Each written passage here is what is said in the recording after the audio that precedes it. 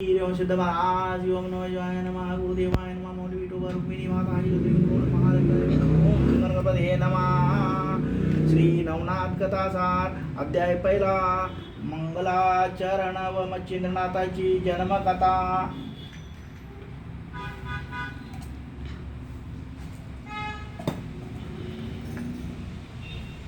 धूपम दीपम समर्पयामि।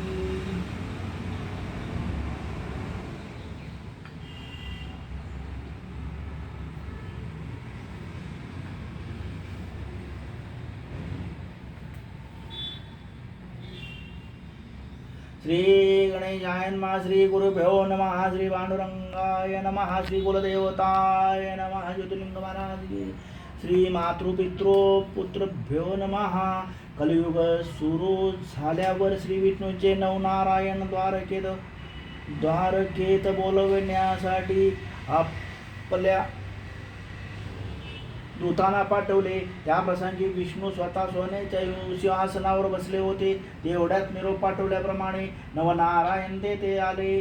हे नवनारायण म्हणजे कवी हरी अंतरिक्ष प्रबुद्ध पिप्पलायन अविरोत्र दुर्मिळ चमस करभंज हे होत। त्या नवनारायणांना पाहता श्री विष्णूला फार आनंद झाला। ते त्वरित सिंहासनावरून उतरले आणि मोठ्या प्रेमाने त्यांना भेटले। मग त्यांना सन्मानाने सुवर्ण सिंहासनावर बसवून त्यांची षोडशोपचारे पूजा केली। तो मान सन्मान पाहून नवनारायणाने विचारले, आम्हाला कशासाठी येथे बोलावले आहे? त्यांचा प्रश्न ऐकून विष्णू म्हणाले, तुम्हाला येथे बोलवायचे कारणाचे की आपल्या सर्वांना आता कलियुगात अवतार घ्यावायचा आहे। ज्याप्रमाणे राज्यहंस एकचुटीने समुद्राच्या पाण्यात जातात, त्याचप्रमाणे आपण सर्व एकदम अवतार घेऊन भूलोकात प्रकट होऊ। श्री लक्ष्मी विष्णूची ही कल्पना ऐकून ते म्हणाले, जनार्दन, आपण आम्हाला अवतार घ्यायला सांगता, पण तो कोणत्या नावाने आणि कुठे घ्यावायचा ते सांगा। यावर द्वारकाधीशाने सांगितले, तुम्ही सर्वांनी अवतार घेऊन संप्रदाय स्थापन करा व दीक्षा देऊन उपदेश करीत राहा। यावर तुम्ही कदाचित असे म्हणाल की आम्हालाच फक्त अवतार घ्यावयास सांगता, पण असे मनात आणू नका। तुमच्याबरोबर मृत्यू लोकात जन्म घेणारे अनेक आहेत। प्रत्यक्ष वाल्मिकी हा तुळशीदास होईल, शुक्रमुनी हा कबीर होईल, व्यासमुनी हा जयदेव होईल, तर माझा अगदी सर्वात आवडता जो उद्धव तो नामदेवाचा अवतार होईल। जांबुवंत हा नरहरी या नावाने मृत्यूलोकी प्रसिद्ध होईल, तर माझा भाऊ बलराम हा पुंडलिक होऊ बनेल। एवढेच नव्हे तर मी सुद्धा तुमच्याबरोबर नामदेव या नावाने अवतार घेऊन येणार आहे। तसेच कैलासाधिपती शंकर हा निवृत्ती होईल। ब्रह्मदेव सोपान या नावाने अवतार घेईल। योग माया मुक्ताबाई आणि हनुमान रामदास होईल। कुब्जा जनिदासी या नावाने प्रसिद्ध होईल। एवढे झाले की मग आपण कलियुगात भक्तीचा महिमा वाढवू। मग अवतार कोणत्या ठिकाणी व कसा घ्यावायचा ते सविस्तर सांगण्यासाठी नवनारायणाने विनंती केली। या विनंतीला मान देऊन श्रीहरीने सांगितले, पराशर ऋषींचा पुत्र जो व्यासमुनी, त्याने ही सर्व माहिती भविष्यपुराण पूर्वीच लिहून ठेवलेली आहे, ती आता नीट ऐका। पूर्वी ब्रह्मदेवाच्या वीर्यापासून 88,000 ऋषी निर्माण झाले। त्यावेळी त्या वीर्याचा काही भास यमुनेत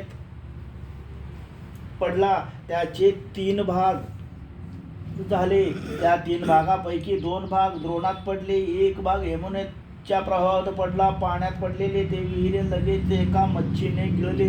त्या मच्छीच्या पोटात कवी नारायणाने संचार करून मच्छिंद्रनाथ नावाने जगात प्रकट व्हावे. शंकराने आपल्या तिसऱ्या डोळ्याने जाळून भस्म केलेला कामाग्नी प्राशन केला आहे. म्हणून आता अंतरिक्ष नारायणाने त्यांच्या पोटी जन्म घेऊन जालंधर या नावाने प्रसिद्ध व्हावे. कुरुवंशात जन्मजय नावाचा राज सर्पसत्र करील. त्यांच्या वंशातील बृहद्रवा राजा हवन करील. तेव्हा अग्नी आपला गर्भ सांडेल आणि ही संधी साधून त्या प्रसंगी जालिंदराने त्या यज्ञकुंडात जन्म घ्यावा. तेव्हा 88 योगी हजार ऋषी झाले उत्पन्न. तेव्हा ब्रह्मदेवाच्या वीर्याचा काही भाग नर्मदेच्या काठी पडलेला आहे. तेथे चमस नारायणाने रेवणसिद्ध या नावाने प्रकट व्हावे. त्याच वीर्यापैकी काही अंश एक सर्पिणीने गिळला. जन्मेजय राजाच्या 17 ब्राह्मणांनी सर्व सर्पांची आहुती दिली, परंतु त्या प्रसंगी त्या सर्पिणीच्या पोटात ब्रह्मबीज आहे हे जाणून तिला अस्तिक ऋषींचे वडाच्या ढोलीतील लपवून ठेवलेले 9 महिने पूर्ण झाल्यावर ती अंडे तेथेच टाकून निघून गेली आणि आता हे अंडे अजून तेथेच आहे.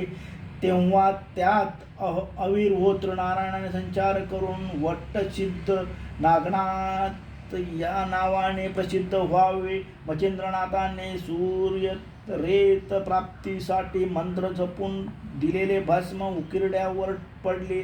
त्यात सूर्यनारायण आपले वीर्य सांडले.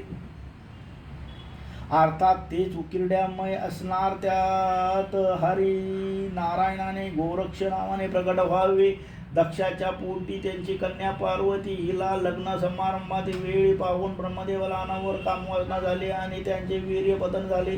तेव्हा त्याला फार लाज वाटली, म्हणून त्याने ते वीर्य आपल्या टाचेखाली रगडले आणि त्यातून 60,000 वालखिल्य ऋषी निर्माण झाले. त्या वीर्याचा दुसरा अंश केरा बरोबर भागीरथीच्या नदीत पडला व वाहत कुश बेटात गेला. तो अजूनही तेथेच आहे.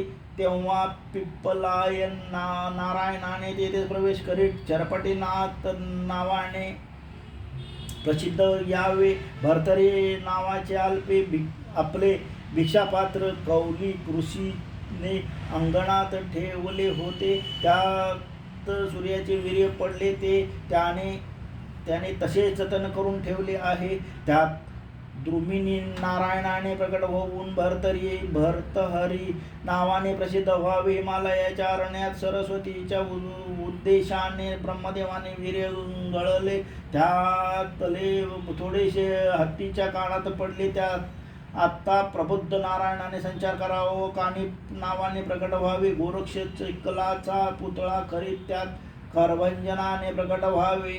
अशा तऱ्हेने लक्ष्मी कांताने कोणी कोटी व कसा अवतार घ्यावा हे सविस्तरपणे सांगितल्यावर त्या नवनारायणाने पूर्ण नारायणाचे पूर्ण संपूर्ण समाधान झाले. मग ते आज्ञा घेऊन तेथून निघून मंदार पर्वतावर गेले. तेथे शुक्राचार्याच्या समाधीजवळ समाधीस्थ होऊन राहिले. पुढे हे 9 व शुक्राचार्य असे 10 जण निघाले. एके दिवशी शंकर व पार्वती कैलासावर गजगुष्टूच गोष्टी करीत होते. तेव्हा पार्वती शंकराला म्हणाली, तुम्ही नेहमी जो मंत्र जपत असता त्याचा मला अनुग्रह द्या. हे ऐकून श्री शंकर म्हणाले, मी तुला तो मंत्र अवश्य शिकवीन, पण त्यासाठी एकांत पाहिजे. तेव्हा आपण आता एकांत स्थानात निवांत काढू. असे म्हणून ती दोघे निघाली. ती फिरत यमुनेच्या काठी आली. तेथे अगदी शुकशुकाट होता. माणसांची वस्तीही नव्हती. त्यामुळे त्यांनी तीच जागा पसंत केली व तेथे ते दोघे बसले. मग शंकर पार्वतीला मंत्रोपदेश करू लागले. ज्या मच्छीने ब्रह्मवीर्य गिळून यमुनेत प्रवेश केला होता ती गर्भवती मच्छी तेथे जवळपास पाण्यात होती. तिच्या पोटातील गर्भाने तो मंत्र ऐकला. तो दिव्य मंत्रोपदेश ऐकल्यावर त्याला शुद्ध ज्ञान प्राप्ती झाली व त्याचा द्वैत भाव नष्ट होऊन तो ब्रह्मरूप झाला.